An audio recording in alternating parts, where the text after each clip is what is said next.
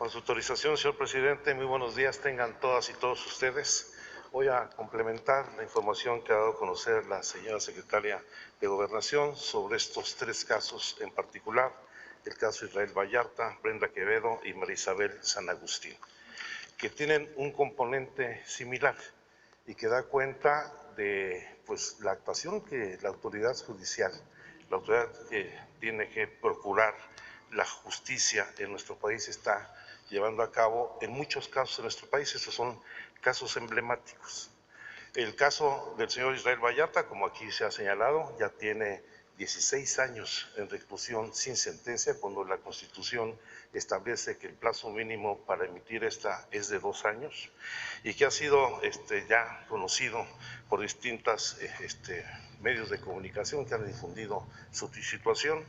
Hay que señalar que existe una recomendación emitida el pasado mes de abril del presente año por la Comisión Nacional de Derechos Humanos, en donde se establece con toda claridad violaciones al debido proceso y la comisión de tortura contra el señor Vallarta durante su detención, lo cual, a nuestro juicio debe ser considerado por el juez que está analizando su situación jurídica y por lo tanto la tortura debe invalidar las pruebas obtenidas posteriormente a su detención para esta causa en específico. Como lo ha dicho el señor presidente, se trata de erradicar la práctica de la tortura por cualquier agente del Estado, en cualquier orden de gobierno, y sea la persona, cualquiera que sea la persona que haya sido objeto de tortura, debe obtener su libertad. Esta es una de las prácticas más degradantes de la acción del Estado contra la dignidad y los derechos de las personas. Y aquí, aplicados una vez los protocolos que han dado positivo en la comisión de tortura, el juez no debe dilatar una resolución para disolver las pruebas y sea puesto en libertad. En el caso de Brenda Quevedo Cruz, que como ha señalado aquí la secretaria, detenida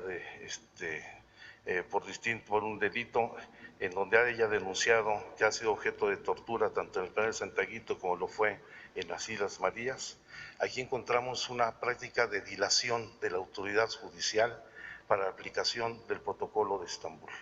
Ella lo ha solicitado recurrentemente, sin embargo, se posponen las resoluciones por distintas causas burocráticas, algunas causas alegando el problema de la pandemia, pero aquí también ya existe, como lo presentó la señora secretaria, una recomendación del 2 de octubre de 2020 del Grupo de Trabajo de Detenciones Arbitrarias del Consejo de Derechos Humanos de la Organización de las Naciones Unidas, donde en esta opinión 45/2020 exige la liberación inmediata de esta persona y garantizar una investigación independiente al respecto.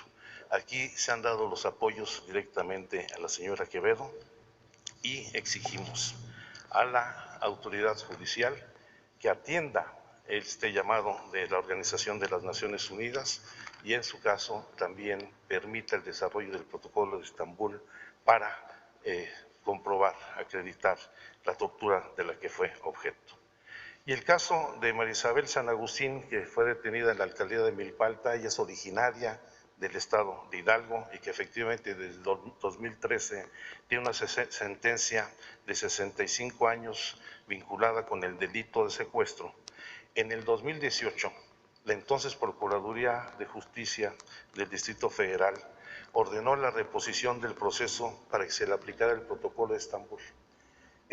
Se aplicó y resultó positivo, se acreditó que la señora San Agustín fue objeto de tortura. El problema es un problema burocrático absurdo, porque a pesar de que la propia Procuraduría, y se dictó un amparo para que se repusiera el proyecto, la perito que desarrolló el protocolo de Estambul no se ha presentado ante la autoridad para ratificar los resultados del mismo. Estamos en comunicación con la ahora Fiscalía de Justicia de la Ciudad de México para atender esta situación, pero aquí yo quisiera destacar fundamentalmente dos aspectos. Uno, creo que hay mucha ineficiencia en lo que es la impartición de justicia. no solamente burocracia en la dilación de las resoluciones, muchos intereses cruzados, sino que no se apega la autoridad a los propios protocolos que la ley establece para acreditar delitos como el de la tortura. Y peor aún, en los casos donde se acredita, en ningún caso se castiga a los responsables.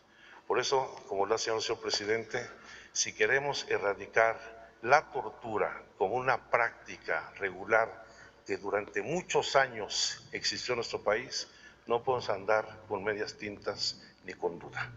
Cualquier persona, sea quien sea, y haya sido objeto de tortura, debe ser puesta en libertad de inmediato. Y los torturadores deben de ser castigados. Esta es una nueva política que está impulsando desde el inicio este gobierno, en donde no solamente no se tortura el día de hoy por las autoridades federales, tenemos problemas en algunas entidades, en municipios, con otros agentes del Estado, pero vamos a erradicarla profundamente. Muchas gracias.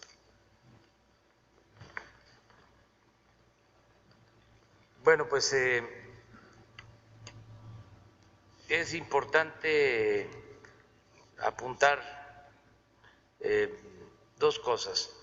Primero, que con la Cuarta Transformación, la Secretaría de Gobernación tiene un nuevo rol, una nueva función.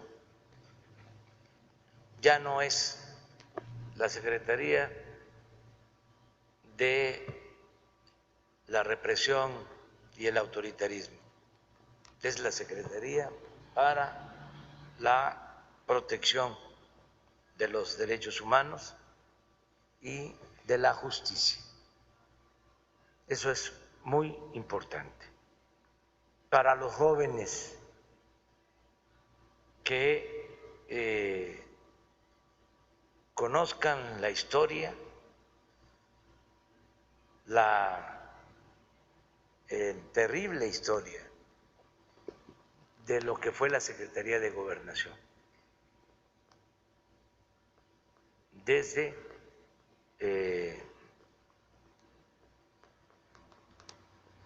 hace muchas décadas, el papel que jugó la Secretaría de Gobernación. Era la Secretaría del Castigo, era la Secretaría de la Represión, la Secretaría del Control, la Secretaría de la Guerra Sucia.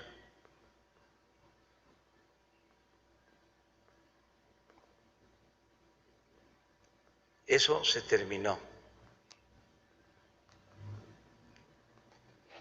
Y lo segundo es aclarar, para que no haya duda, son 4 decisiones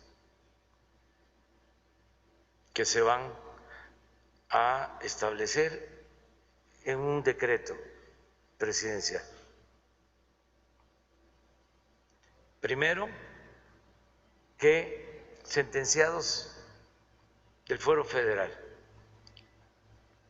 mejor dicho, no sentenciados del Fuero Federal, con más de 10 años sin sentencia, que no hayan cometido delitos graves, van a ser liberados. Lo repito, internos en las cárceles federales del Fuero Federal que en 10 años no hayan sido sentenciados y estén en la cárcel por delitos no graves, van a ser liberados. 2, adultos mayores de 75 años que estén en las cárceles, también del Fuero Federal, que no hayan cometido delitos graves, delitos de sangre, van a ser liberados. 3,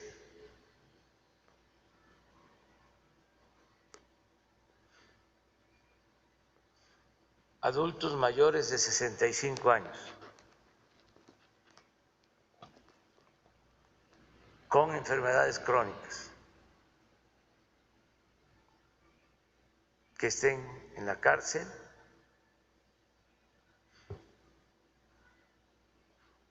y que no hayan cometido delitos graves, van a ser liberados. En este caso y en todos, se va a seguir un procedimiento simplificado.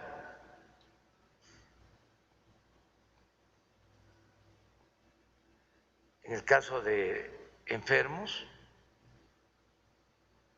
se le va a pedir a la Secretaría de Salud que haga los diagnósticos correspondientes. El plazo de liberación no va a ser mayor al 15 de septiembre. Y 4, todo interno en cárceles federales que haya sido torturado y se compruebe mediante el protocolo de Estambul, va a ser liberado.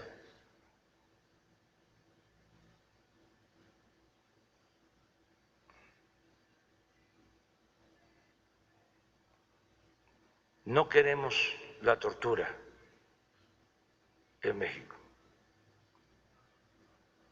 Nadie merece ser torturado. Nadie.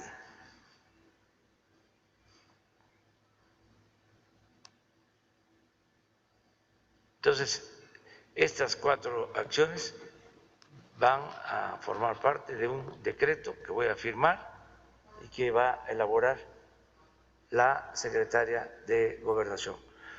Lo vamos a elaborar la semana próxima para presentarlo y publicarlo.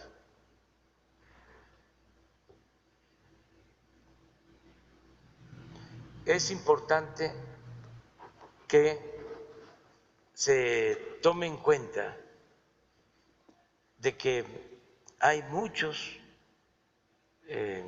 detenidos, reclusos internos, que no tienen sentencia y que no solo es fuero federal, también es fuero común y es la mayoría. ¿Por qué no ponemos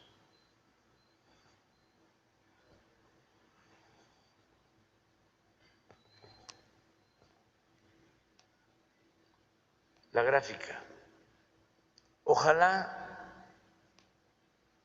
y las autoridades estatales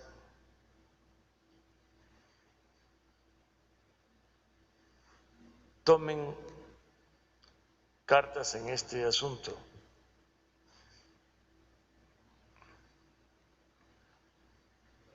La próxima, la otra, es esta.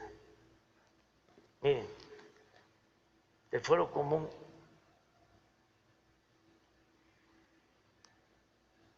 sin sentencia, 82.189, y del fuero federal 12.358.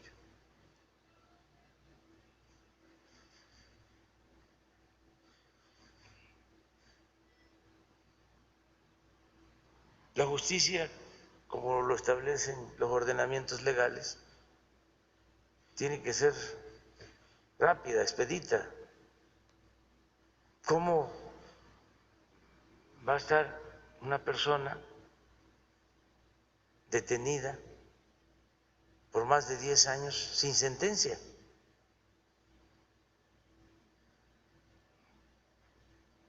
Esto lo tiene que atender el Poder Judicial, tanto los poderes judiciales en los estados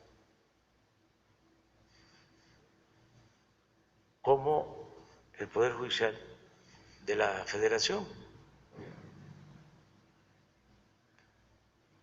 Los tribunales superiores de justicia en los estados y el Poder Judicial Federal.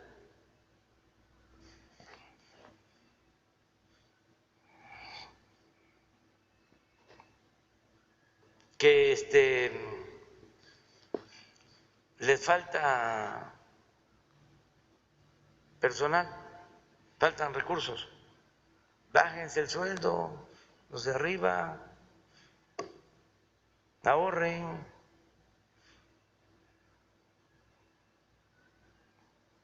Que es muy piramidal el funcionamiento de los poderes. Los de mero arriba vivimos muy bien.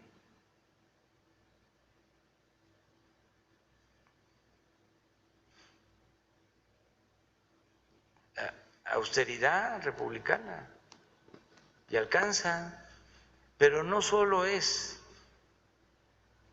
falta de recursos o de personal, es ineficiencia, burocratismo, corrupción.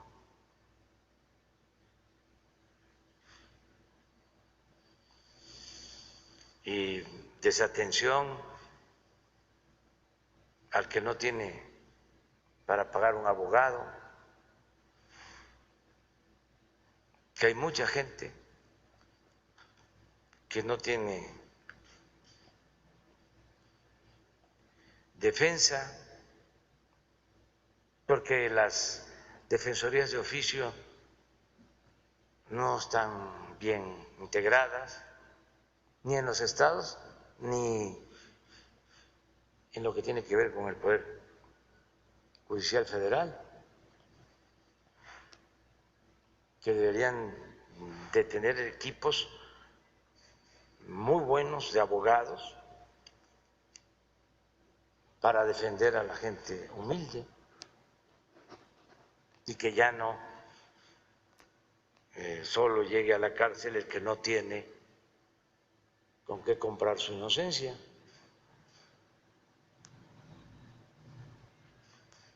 Entonces, esto es lo que queríamos comentarles y vamos a preguntas y respuestas. Quedó pendiente un compañero de ayer que se llama Wenceslao Vargas Márquez. Sí. Y vamos.